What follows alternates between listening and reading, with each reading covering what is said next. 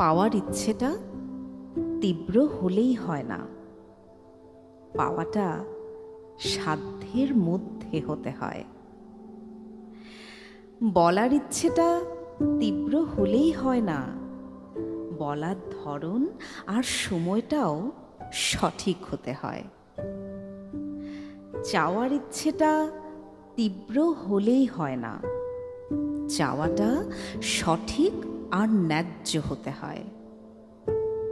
নেবার ইচ্ছেটা তীব্র হলেই হয় না, দেবার মানুষটার ক্ষমতাও বুঝতে হয়। তীব্র যা কিছু তীব্র হলেই হয় না, তাকে সংযত রাখার মন্ত্রটাও জানতে হয়।